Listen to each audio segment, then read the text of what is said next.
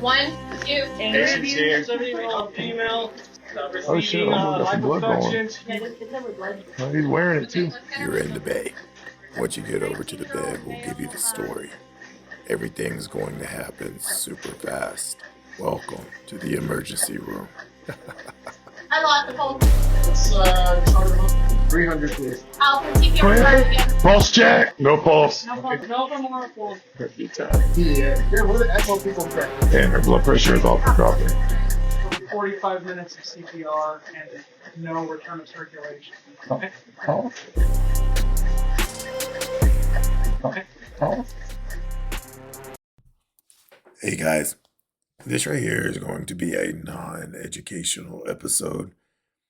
It's just going to be me talking really about my very first level 1 trauma as an LVN or an LPN if you're in a state that does not recognize LVN, and just kind of the importance of your basic nursing skills. So a lot of us, when we're in school, we discount the manual blood pressure, or we discount, I guess methods of attaining a temperature or assessing pupillary reflexes or a cap refill or anything like that, right? Because you're probably sitting there thinking to yourself, oh, I'll never use this a day in my life. When was the last time anyone's ever taken a manual blood pressure, right?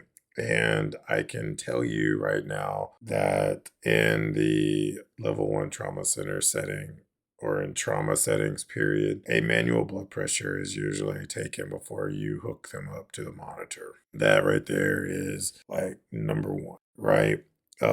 So if you're going to be working in emergency medicine at any given point in your career as a new nurse or as a nurse, period, knowing how to do a manual blood pressure will be of the utmost important thing for you, because let's just say that you got a blood pressure off someone, and it was like, let's say something stupid over something retarded, right? You call the doc because you're looking, for like rapid IV push labetalol.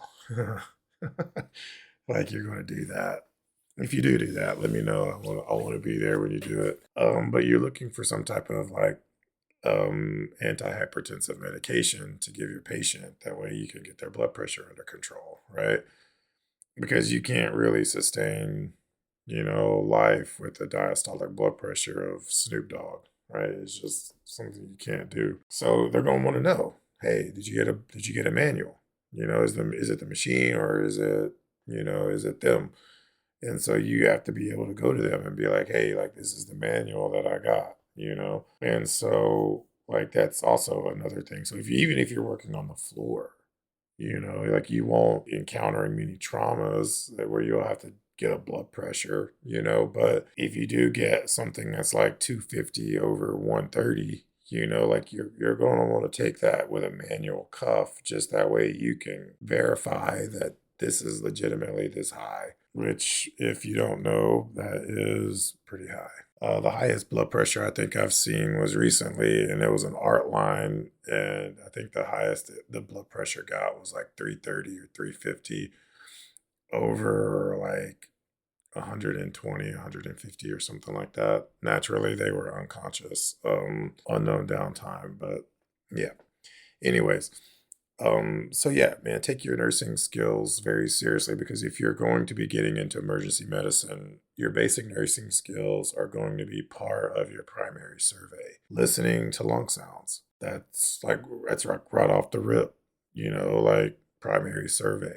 Right off the rip, you're going to be getting a lung sound. You're trying to find out, hey, is there atelectasis here? Is there atelectasis there? Tracheal deviation, obstructive shock, whatever, like, all your basic nursing skills are going to come into play like immediately in emergency medicine. You're not going to be doing something special. Like, you're not going to be the nurse that's inserting an R line. Like, you are not going to ever do that. You might be a nurse that's going to be doing an intubation. And so knowing how to do a simple jaw thrust like they teach you in BLS, that's going to be something you're going to need to know. And you want to know how to do it well, or if you're like, oh, we don't really need to know how to use a bag mask, so let me just bullshit my way through, BLS. And when in reality, like as soon as you tube someone, after you pull out the bougie, what the first thing you're going to do, you're going to put the bag mask on and you're going to bag them for a while until RT can get the vent set up. So knowing your respirations and how to use the bag mask and how to seal it properly is going to be of the utmost importance as well.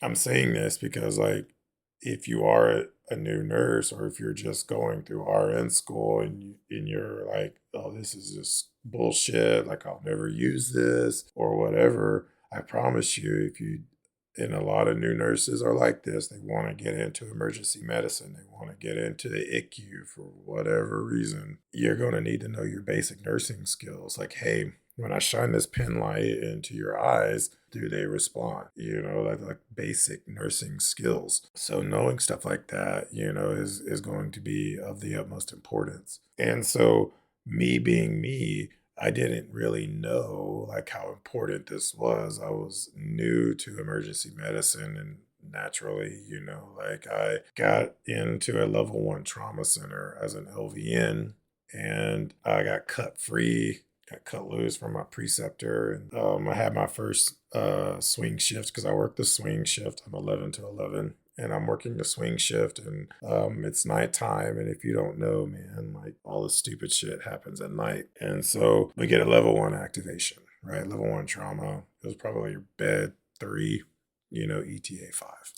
That was the page.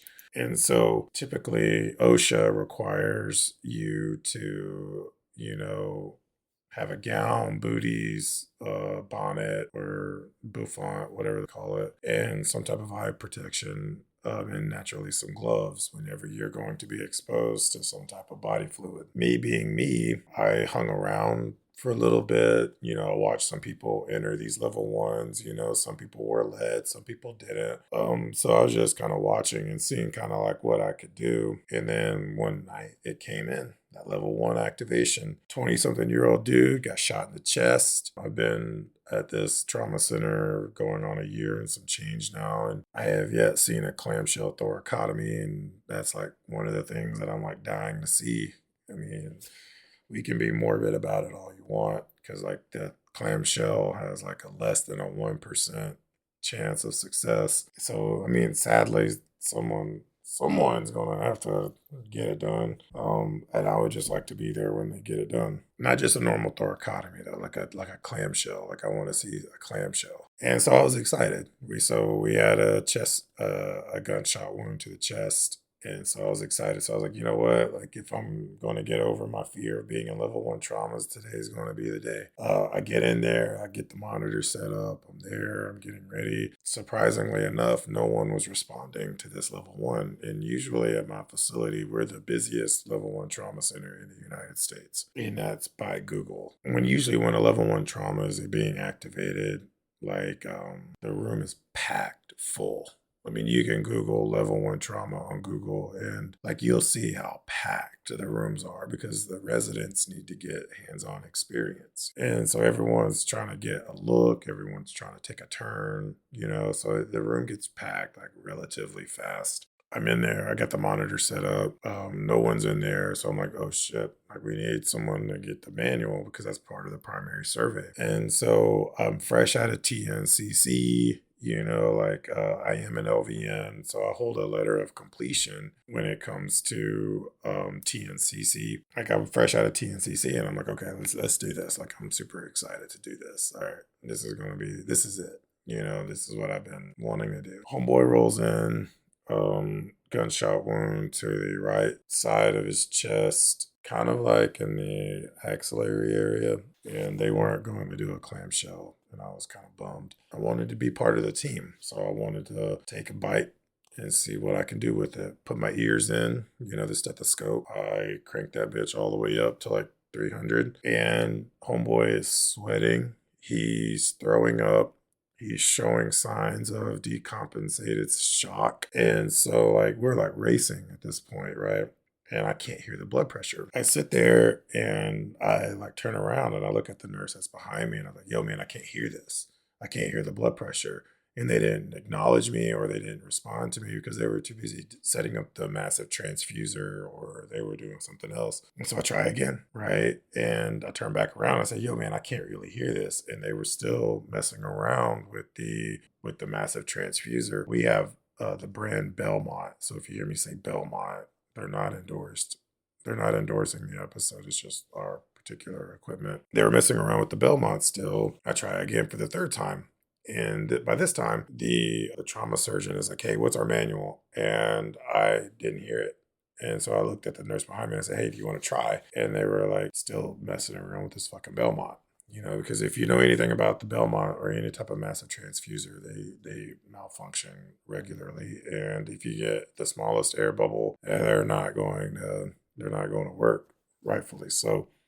And so, like I said, I was like, hey, I can't get it. I guess he didn't hear me. And so he called out again. I was like, hey, I can't get it. They acknowledged it. We put the monitor back on him and his blood pressure was like 50 over 30, 50 over 20, something stupid low. And so we're like, oh shit, we really need to get this blood in. And so they get the blood going. And this was like right at my shift change. Like for me, it was like right at end of shift. And so we get the guy to the scanner. And then the charge nurse pulls me off to the side, you know, a little bit later, right before I'm getting ready to clock out. And he was like, hey, that patient was really young. Maybe I need to talk to management with getting you more exposure to level 1 traumas. But if you can't hear the blood pressure, you need to let someone know because you held up, you know, the whole process. And we almost lost that guy, you know, blaming me for this kid that got shot and almost died. And so I took it in stride, man. Like I looked at him and I said, you know what, man, thank you for the criticism. Thank you for pointing that out to me. I know now and I will be better. And so before I left for my shift, before I clocked out, I got online and I bought one of those Echo Core attachments that you can put onto your stethoscope to amplify the sounds in your stethoscope. You know, like I was like, this will never happen again. This is never going to happen to me again. I get the new stethoscope. You know, I rotated out of trauma quite a bit. Back then, I had this new stethoscope, and so I wanted to do all the blood pressures, you know, and these level 1 traumas. And I will say this, man, like if you find yourself in those situations where you are scared, you know, or something like that, you know, at least you're not an LVN in a level 1 trauma scared to get a blood pressure. And so my only critique with that is the attachment works a little too well. Found out really quickly, like in later level 1 traumas, it picks up and amplifies every sound. It's not just heart sounds. When you're in level 1 traumas, like everyone's moving something, like someone's getting the primary survey done. Someone's cutting off clothes, someone's starting an IV, someone's grabbing x-ray, someone's trying to turn on, someone's always doing something, right? Someone's grabbing labs. And so it's hectic and it's loud. And so I thought like legitimately this stethoscope would be good. And it turned out it's a little too good. So if you find yourself wanting to get one of these high powered stethoscopes, I'm not saying don't get them because the Echo Core series, whether it be the Echo Core itself or the Echo Core 500, which is the one that gives you the 3-lead EKG, they have their place in medicine. I think they're great tools, but they are not good for level 1 traumas or in a trauma setting or an emergency room type setting where the patient is actively trying to die on you. Because when that shit starts happening, like everyone's trying to get a turn, everyone's trying to get in and trying to save someone. Stick to your regular stethoscope. I promise you that like you'll get the blood pressure. And if you don't get the blood pressure, it's probably because the fucking blood pressure is that soft. You know, it's going to be 50 over 20, you know, so you're knocking on death's door quite literally. And when I tell you, man, like this kid was off in a bad way, just like sweating profusely, bleeding profusely. We couldn't get the blood in fast enough, you know, and they like stuck a chest tube in. It was a ride. And then I will tell you this, man, like if you are a new nurse and you're thinking about getting into emergency medicine, like you'll know really quick if it's for you or if it's not. And I promise you, if you're going to be timid and you're going to be weak about it, not weak, but if you're going to be timid, it's probably not going to be the right fit for you.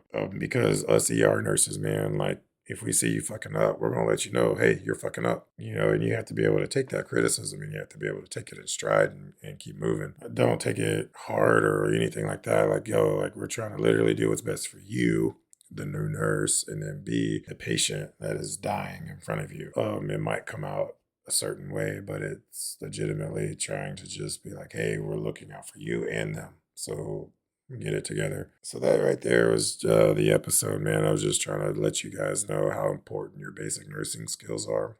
And a little bit of story time with my first level 1 trauma. A lot of fun. A lot of fun. But yeah, thank you guys for listening.